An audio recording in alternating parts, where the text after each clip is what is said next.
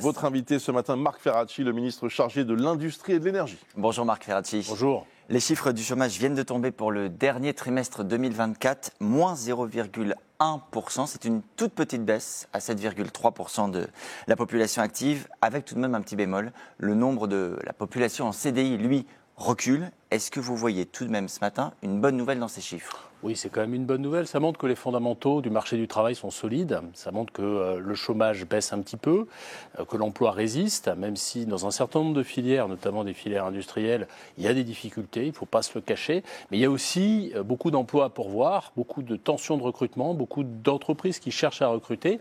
Et ça montre que toutes les réformes qui ont été faites ces dernières années ont produit des effets. Maintenant, il faut continuer à transformer, à réformer. Dans l'industrie, Marc Ferracci, qui est votre périmètre, sur 2024, il y a aussi eu des mauvaises nouvelles, une production industrielle qui a reculé, notamment au dernier trimestre 2024, des sites industriels qui ont fermé. Est-ce que dans les mois à venir, vous nous dites qu'il faut se préparer à de nouvelles fermetures de sites et de nouvelles destructions d'emplois dans l'industrie ? La situation de l'industrie, je vous le disais, elle est contrastée. Il y a des filières qui vont très bien, il y a des entreprises qui ouvrent, il y a des sites qui ouvrent, il y a des emplois qui se créent, des investissements qui permettent d'impulser une dynamique. Et puis vous avez aussi des filières qui sont en difficulté, c'est l'automobile et notamment les équipementiers, c'est la sidérurgie, c'est la chimie. Ce sont souvent des filières qui ont les mêmes caractéristiques. Elles sont confrontées à une compétition internationale qui est féroce. Il y aura des créations d'emplois et des destructions d'emplois. C'est comme ça que ça se passe. Et le sujet, c'est est-ce que les créations restent plus nombreuses que les destructions ? Dans la compétition internationale, il se trouve que cette nuit, Donald Trump a donné une date, le 12 mars, pour l'entrée en vigueur des droits de douane sur l'acier et l'aluminium. 25%, annonçait-il ce week-end.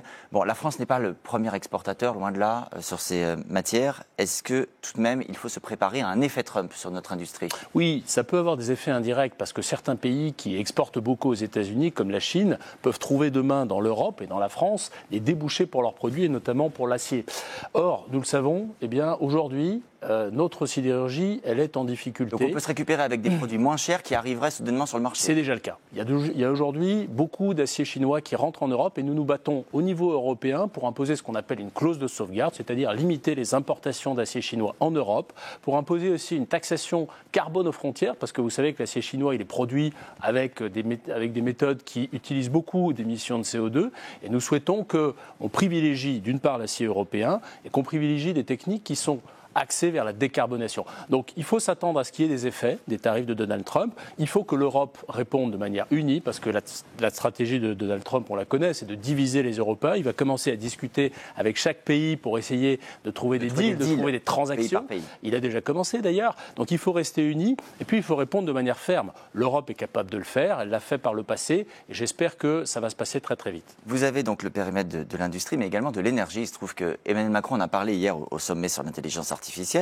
en appelant d'ailleurs les investisseurs à venir s'installer sur notre pays, en se moquant gentiment de Donald Trump, en disant qu'en France, il n'y avait pas besoin de forêt, contrairement à ce que dit Donald Trump, mais simplement se brancher, plug, baby plug, c'était sa formule.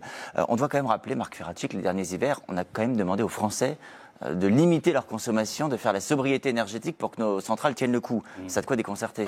Oui, mais vous savez que nous avions une situation assez particulière avec la guerre en Ukraine, avec des problèmes également sur le parc nucléaire d'EDF. Aujourd'hui, ces problèmes ont disparu. Donc là, on est 100% prêts pour accueillir des méga-centres qui consomment massivement. Non seulement nous sommes prêts, mais nous sommes surcapacitaires. Nous exportons de l'électricité. Ça veut dire que nous avons des capacités de production qui peuvent aller vers les sites industriels, qui peuvent aller vers les data centers. Et ça, c'est une grande force. La France, pour accueillir l'intelligence artificielle, elle a plusieurs atouts. Elle a du foncier disponible, elle a des terrains, elle a de la connectivité, parce que nous sommes le pays qui avons développé la fibre mieux que partout en Europe. Et ça, c'est très important, parce que les data centers, ils sont connectés au reste de l'économie et au reste du monde. Et puis, elle a une électricité pas chère, décarbonée, dont nous pouvons faire bénéficier nos sites industriels et également dont nous pouvons faire bénéficier les infrastructures de l'intelligence artificielle, qui est une formidable opportunité. Je m'arrête sur ce que vous venez de dire. Une électricité pas chère. C'est ce que disait également, il faut le reconnaître, l'un des patrons d'une société d'IA, Mistral AI, société française. Où est cette électricité pas chère ? Ça fait 2 ans que nos concitoyens voient les factures d'électricité augmenter massivement. Non, c'est faux. Au 1er février, la facture moyenne des Français qui sont soumis aux tarifs réglementés a baissé de 15%. Après combien de pourcents de hausse ? A baissé de 15%. Là, je reprends votre mot. Ça baisse parce que On a eu effectivement des épisodes où les prix de marché de l'électricité ont été très élevés pour un certain nombre de raisons, pour des raisons qui tiennent à la conjoncture internationale, à la crise en Ukraine. Donc aujourd'hui, tout va bien. Aujourd'hui, les prix baissent. C'est factuel et chacun pourra le constater sur sa facture d'électricité. Mais vous il faut reconnaissez aller plus loin. Par rapport à il y a 2 ans, on a une électricité qui reste beaucoup plus chère. Non, il faut aller plus loin.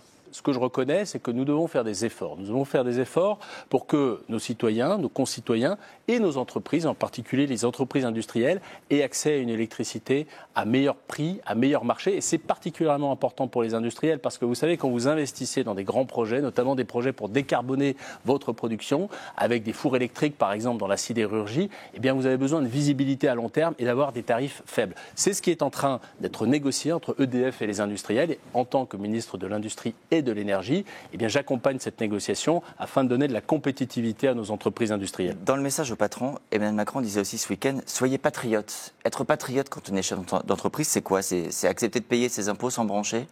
D'abord, évidemment, c'est accepter de payer ses impôts. Mais vous savez, moi je croise des chefs d'entreprise toute la journée, dans mon bureau, sur le terrain, qui sont patriotes. Et je crois beaucoup d'ailleurs au patriotisme économique et industriel.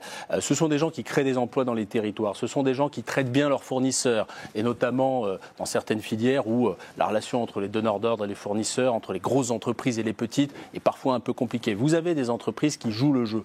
Donc des patriotes, moi j'en croise tous les jours. Mais ce qui est vrai, c'est que quand vous êtes français... patriotes, vous en croisez aussi? Ce qui est vrai, c'est que quand vous êtes français... un peu moins angélique. Quand vous êtes français, tout le monde n'est pas pareil. C'était ça le but de la question d'Adrien. Quand vous êtes français, que vous avez beaucoup reçu, à travers le système éducatif, à travers les infrastructures, les services publics, il faut savoir donner. Et moi, je pense qu'il y a un message qui a été porté par le président de la République qui a du sens et dans lequel beaucoup d'entrepreneurs se retrouvent. En clin d'œil, rapidement, Marc Ferracci, vous avez peut-être vu ce sondage de Luna Harris Interactive. 7 sur 10 accueillent favorablement l'idée qu'un entrepreneur soit candidat à la présidentielle. Ce sont les noms de Michel-Édouard Leclerc et de Bernard Arnault qui arrivent en tête. Il ferait de bon président de la République? Alors, je ne vais pas commenter les noms. En revanche, je vais commenter le sondage. Et le sondage, je le trouve très revigorant parce que ça montre que l'esprit d'entreprise et la figure de l'entrepreneur, les Français, ils sont très attachés. Et ça, je trouve que c'est un bon signe pour l'avenir. Vous avez peut-être entendu Richard Ferrand proposé pour succéder à Laurent Fabius à la tête du Conseil constitutionnel par Emmanuel Macron. Le Conseil constitutionnel, c'est pas l'endroit où on recasse ses amis, dit Manuel Bompard de la France Insoumise. Il n'y avait pas d'autres noms moins polémiques à proposer et compétents? Moins polémique. Vous savez, un ancien président de l'Assemblée nationale, c'est quelqu'un qui a l'expérience des institutions, l'expérience de la fabrique de la loi. Et c'est ce qu'on demande au Conseil constitutionnel, c'est de juger la loi, la constitutionnalité des lois. Et donc, je ne pense que c'est absolument pas un nom polémique. C'est quelqu'un qui a de l'expérience. C'est un bon choix? Bon, écoutez, je ne vais pas commenter les choix du président de la République, mais ce que je veux dire, c'est que c'est un choix légitime. Il n'y a ni recasage, ni copinage. Vous savez, on n'a pas critiqué la nomination de Laurent Fabius, et moi je ne la critiquerai jamais. Il a fait un très très bon président du Conseil constitutionnel quand François Hollande l'a nommé, alors qu'il avait une carrière en politique. Donc, vous considérez que la carrière de Laurent Fabius est comparable à celle de Richard Ferrand? Non, je ne compare pas, mais je dis simplement qu'ils ont tous les deux une expérience politique et ils ont tous les deux été les compagnons de route du président qui les nomme. Merci beaucoup, Marc Ferracci. Merci à Adrien.